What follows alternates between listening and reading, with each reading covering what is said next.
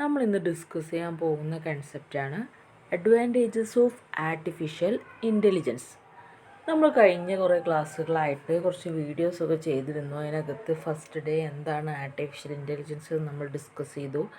പിന്നെ Y artificial intelligence എന്നുള്ളൊരു answer നമ്മൾ ചെയ്തു. കാരണം എന്തുകൊണ്ടാണ് ഈ ആർട്ടിഫിഷ്യൽ ഇൻ്റലിജൻസിന് അത്രയും ഇമ്പോർട്ടൻസ് വരുന്നത്, അത് ലേൺ ചെയ്യേണ്ടതിൻ്റെ ഒരു ആവശ്യകത ഒക്കെ നമ്മൾ അന്ന് ഡിസ്കസ് ചെയ്തു. പിന്നെ ഗോൾസ് ഓഫ് ആർട്ടിഫിഷ്യൽ ഇൻ്റലിജൻസും നമ്മൾ ഡിസ്കസ് ചെയ്തു. ഇനി വരുന്നതാണ് അഡ്വാൻറ്റേജസ്. ഫസ്റ്റ് അഡ്വാൻറ്റേജസ് എന്താണ്?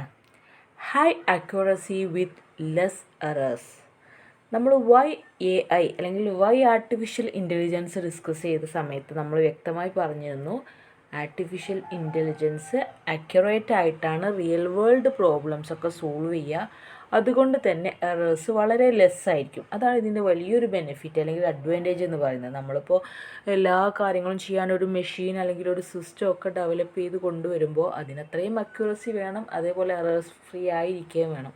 അതൊക്കെ ഈ ഒരു artificial ഇൻ്റലിജൻസിനുള്ള ബെനിഫിറ്റുകളാണ്. AI machine or system are prone to less errors and high accuracy as it take decision as per pre-experience or information. അത് നമ്മളൊരു മെഷീൻ ഡെവലപ്പ് ചെയ്ത് കൊണ്ടുവരുമ്പോൾ തന്നെ നമ്മൾ ഒരു പ്രോഗ്രാംഡ് ആയിട്ടാണ് അത് സെറ്റ് ചെയ്തിട്ടുണ്ടാവുക. അതുകൊണ്ടാണ് അത്രയും അക്യുറേറ്റ് ആയിട്ടും ലെസ് എറേഴ്സ് ആയിട്ടും അതിന് ആക്ട് ചെയ്യാൻ കഴിയുന്നത്. അതാണ് അപ്പോൾ ഫസ്റ്റ് പോയിൻ്റ് കേട്ടോ. നെക്സ്റ്റ് പോയിൻ്റ് വരുന്നത് ഹൈ സ്പീഡാണ്. നമ്മൾ കഴിഞ്ഞ ക്ലാസ്സിൽ ഗോളൊക്കെ ഡിസ്കസ് ചെയ്ത സമയത്ത് എനിക്ക് തോന്നുന്നു നമ്മൾ പറഞ്ഞിരുന്നു, നമുക്ക് ചെസ്സ് പ്ലേ ചെയ്യാനൊക്കെ നമുക്ക് ഈ ആർട്ടിഫിഷ്യൽ ഇൻ്റലിജൻസിൻ്റെ ഒരു ബെനിഫിറ്റ് യൂസ് ചെയ്യാൻ കഴിയുമെന്നുള്ളത്. അതായത് നമ്മുടെ ഓപ്പോസിറ്റായിട്ട് ഒരു സിസ്റ്റം അല്ലെങ്കിൽ ഒരു റോബോട്ട് അല്ലെങ്കിൽ ഇനി സോഫ്റ്റ്വെയർ ഒരു ചെസ്സ് പ്ലേ ചെയ്യുന്നുണ്ടെങ്കിൽ നമുക്ക് കോമ്പീറ്റ് ചെയ്യാൻ ഒരാളോ. സോ അവിടെ അങ്ങനത്തെ ഒരു ചെസ്സൊക്കെ പ്ലേ ചെയ്യാൻ കഴിയണം എന്ന് പറഞ്ഞാൽ അവിടെ വേണ്ട ഏറ്റവും വലിയൊരു ക്വാളിറ്റി എന്ന് പറഞ്ഞാൽ ലോജിക്കലി ഡിസിഷൻ മേക്കിംഗ് ഒക്കെ വേണം, പ്ലസ് എന്ത് വേണം, ഹൈ സ്പീഡ് മൂവ്മെൻറ്റ് വേണം. സോ അതും നമ്മളുടെ ആർട്ടിഫിഷ്യൽ ഇൻ്റലിജൻറ്റിൻ്റെ ഒരു അഡ്വാൻറ്റേജ് ആണ്. AI system can be of very high speed and fast decision making. Because of that, AI system can beat a chess champion in the chess game. അപ്പോൾ high speed വേണം, fast decision മേക്കിങ്ങും possible ആയിരിക്കാം. എന്നാൽ മാത്രമേ നമുക്ക് എന്തെങ്കിലും കഴിയുള്ളൂ, ഒരു chess ചാമ്പ്യനൊക്കെ beat ചെയ്തിട്ട് ചെസ് ഗെയിമിലൊക്കെ വിജയിക്കാനുള്ള ഒരു അവസരം ഉണ്ടാവുള്ളൂ. മറ്റേത് എപ്പോഴും ഫ്ലോപ്പായി പോയില്ലേ ഉള്ളൂ. നമ്മൾ ഈ ഒരു സിസ്റ്റത്തിൻ്റെ യൂസ് അല്ലെങ്കിൽ അതിൻ്റെ ഒരു ബെനിഫിറ്റ് അത്രയും യൂസ്ഫുൾ ആവില്ല എന്നുള്ളൊരു പ്രശ്നമുണ്ട്. So it should be high speed and fast decision making. പിന്നെ വരുന്നത് high റിലയബിലിറ്റിയാണ്.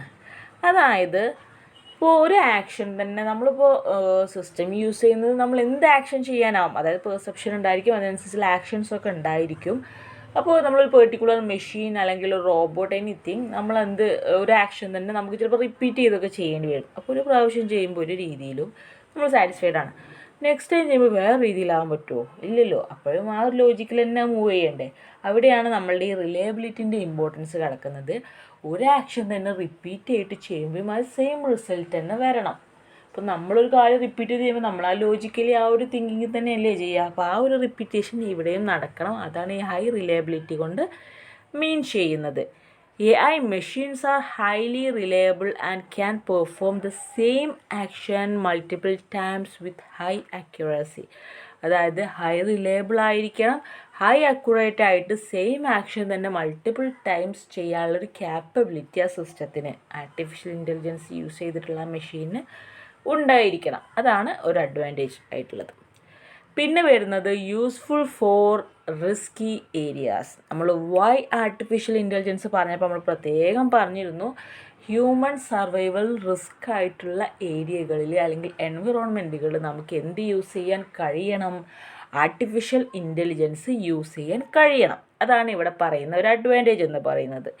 AI machine can be helpful in situations such as defusing a bomb, exploring the ocean floor, or to employ a human can be risk. അതായത് ഇപ്പോൾ ഒരു bomb ഡെഫ്യൂസ് ചെയ്യുന്ന areas, അങ്ങനത്തെ ഏരിയകളൊക്കെ വരുമ്പോൾ ചിലപ്പോൾ ഏത് നിമിഷം നെക്സ്റ്റ് ചാൻസ് വരും ഒരു ബോംബ് ഇഷ്യൂ. സോ അത്തരം കേസുകളിലൊക്കെ ഹ്യൂമൻ സർവൈവൽ റിസ്ക് ആണ്. അവിടെ നമുക്ക് റോബോട്ടിനെ യൂസ് ചെയ്യുകയാണെങ്കിൽ അതിൻ്റെ ഏറ്റവും സക്സസ് ആയിട്ടുള്ള രീതിയിൽ നമ്മൾ ഉദ്ദേശിച്ച പ്രോസസ്സുകൾ നടത്താൻ കഴിയും.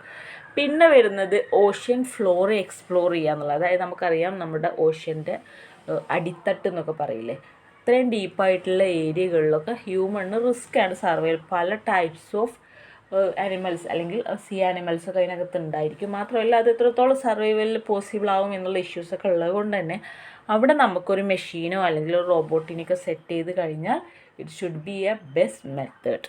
ഓക്കെ, നെക്സ്റ്റ് വരുന്നത് ഡിജിറ്റൽ അസിസ്റ്റൻ്റ് ആണ്. എന്താണ് ഈ ഡിജിറ്റൽ അസിസ്റ്റൻ്റ്? ഇപ്പോൾ നമുക്കറിയാം, നമ്മളിപ്പോൾ എന്തെങ്കിലും കൊമേഴ്ഷ്യലായിട്ട് എന്തെങ്കിലും പ്രൊഡക്റ്റ് വാങ്ങുക, എനിത്തിങ്, നമ്മളതൊരു എക്സാമ്പിൾ പറഞ്ഞു എന്ന് മാത്രം. അവിടേക്ക് കസ്റ്റമർ കെയർ, അതേപോലെ തന്നെ നമുക്ക് എന്ത് കാര്യം ചെയ്യുമ്പോൾ അതിനൊരു ഫീഡ്ബാക്ക് അപ്ലൈ ചെയ്യാനും നമുക്ക് ഒരു ഇങ്ങോട്ട് തിരിച്ചൊരു അക്നോളജ്മെൻറ്റ് കിട്ടാനൊക്കെ ഉള്ള ഒരു സെറ്റപ്പ് നമുക്ക് സെറ്റാക്കി വെക്കണം. അപ്പോൾ അത്തരം കേസുകളിലൊക്കെ നമുക്ക് ഈ ഡിജിറ്റൽ അസിസ്റ്റൻറ്റിനെ യൂസ് ചെയ്യാം. ഒരാളെ വെച്ച്, ഒരു ഹ്യൂമനെ വെച്ച് ചെയ്യുന്നതിനേക്കാൾ പല കാര്യങ്ങളും ഒരു ഡിജിറ്റൽ അസിസ്റ്റൻറ്റിനെ വെച്ച് ചെയ്താലും സക്സസ് ആയിട്ട് ചെയ്യാൻ കഴിയും. ഫോർ എക്സാമ്പിൾ പറയുകയാണെങ്കിൽ കൊമേഴ്സ് വെബ്സൈറ്റിലൂടെ പ്രൊഡക്ട്സ് ചോയ്സ് ചെയ്യാനും അതിനകത്ത് വരുന്ന കാര്യങ്ങൾ മൊത്തം മാനേജ് ചെയ്യാനൊക്കെ ഒരു ഡിജിറ്റൽ അസിസ്റ്റൻറ്റിനെ തന്നെ ഭാവിയിൽ കംപ്ലീറ്റ്ലി വെക്കാൻ കഴിയും. അതും ഇതിൻ്റെ ഒരു ബെനിഫിറ്റാണ്.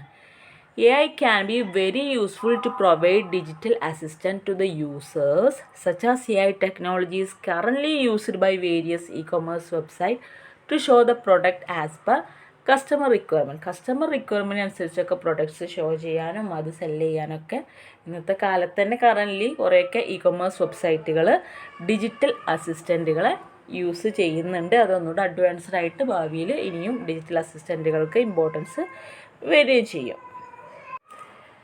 പിന്നെ വരുന്നൊരു അഡ്വാൻറ്റേജ് എന്ന് പറഞ്ഞു കഴിഞ്ഞാൽ useful as A public utility. നമ്മൾ പബ്ലിക് യൂട്ടിലിറ്റിക്ക് വേണ്ടിയിട്ട് നമുക്ക് ഈ ആർട്ടിഫിഷ്യൽ ഇൻ്റലിജൻസ് യൂസ് ചെയ്യാൻ കഴിയും. നമ്മളിപ്പോൾ സെൽഫ് ഡ്രൈവിംഗ് കാറിനെ കുറിച്ചൊക്കെ മുന്നത്തെ വീഡിയോകളിലൊക്കെ ഡീറ്റെയിൽ ആയിട്ട് പറഞ്ഞിരുന്നു.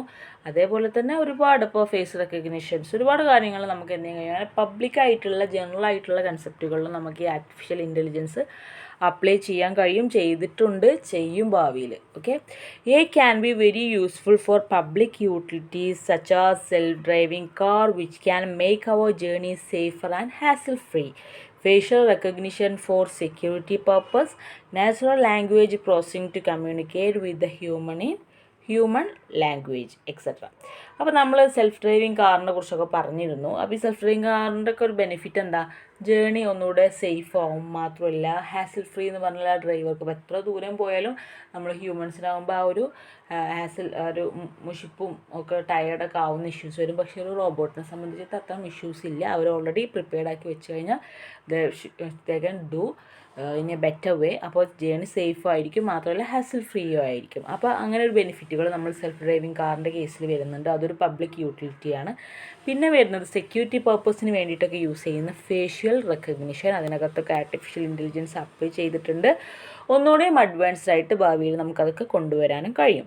പിന്നെ നാച്ചുറൽ ലാംഗ്വേജ് പ്രോസസ്സിംഗ് ആണ്. അതായത് നമുക്ക് ഹ്യൂമൻ ലാംഗ്വേജിൽ കമ്മ്യൂണിക്കേറ്റ് ചെയ്യണമെങ്കിൽ നമുക്ക് എന്ത് ചെയ്യാൻ കഴിയും? ഇത്തരം റോബോട്ടിക്സിനെയൊക്കെ കൊണ്ടുവന്നിട്ട് അവർക്ക് ലാംഗ്വേജുകളെ പ്രോസസ്സ് ചെയ്തിട്ട് അത് പെർഫോം ചെയ്യിക്കാനൊക്കെ കഴിയും. അപ്പോൾ ഇത്രയാണ് നമ്മളുടെ ആർട്ടിഫിഷ്യൽ ഇൻ്റലിജൻസിൻ്റെ അഡ്വാൻറ്റേജസ് കിടക്കുന്നത്. എന്തൊക്കെയാണ്?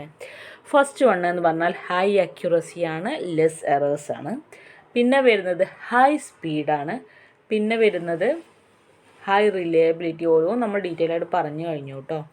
പിന്നെ യൂസ്ഫുൾ ഫോർ റിസ്കി ഏരിയാസ്, പിന്നെ ഡിജിറ്റൽ അസിസ്റ്റൻറ്റ്, പിന്നെ useful as A public utility. ഇങ്ങനെയുള്ള ഒരുപാട് അഡ്വാൻറ്റേജസ് നമ്മളുടെ ആർട്ടിഫിഷ്യൽ ഇൻ്റലിജൻസിനുണ്ട്. ഇനി നമുക്ക് പറയാനുള്ളത് ഡിസഡ്വാൻറ്റേജസ് ഓഫ് ആർട്ടിഫിഷ്യൽ ഇൻ്റലിജൻസ് ആണ്. ഏത് കാര്യത്തിനും അഡ്വാൻറ്റേജസ് ഉണ്ടാകുമ്പോൾ അതിൻ്റെ കോയിൻ്റെ മറ്റേ സൈഡ് എന്തുണ്ടായിരിക്കും? ഡിസഡ്വാൻറ്റേജസ് ഉണ്ടാകും. അപ്പോൾ ഈ ഡിസഡ്വാൻറ്റേജസ് നമുക്ക് നെക്സ്റ്റ് വീഡിയോ ആയിട്ട് ചെയ്യാം കേട്ടോ. Okay, thank you.